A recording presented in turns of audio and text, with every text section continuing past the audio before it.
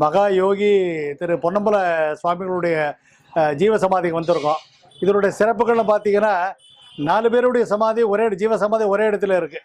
அதாவது பொன்னம்பல சுவாமிகள் 190 வருஷங்களுக்கு முன்னாடி இருந்தே அஷ்டமா சித்திகள் நிலைக்கப்பட்டு பல அற்புதங்கள் நிகழ்த்தியவர். அவருடைய பின்பக்கம் இருக்கிறது அதே பிரகாரத்துக்குள்ளேயே, அந்த கருவறைக்குள்ளே அவருடைய அந்த சித்தருடைய சமாதி இருக்குது. முன்னாடி நடுவில் அந்த பீடத்தில் பார்த்தீங்கன்னா, அந்த சக்கர பீடமாக இருக்கிற இடத்துல அவருடைய மகனுடைய ஜீவ சமாதி இருக்குது. அதுக்கு முன்னாடி நந்திவாரத்துக்கிட்ட பார்த்தீங்கன்னா அவருடைய பேரனுடைய சமாதி. அப்படின்னு பார்க்குறப்ப தாத்தா மகன் பேரன் சொல்லக்கூடிய 3 மகான்களுடைய சமாதி ஒரே நேரத்தில் இருக்கக்கூடிய ஒரு அற்புதமான ஜீவ சமாதிக்கு தான் நான் வந்திருக்கோம்.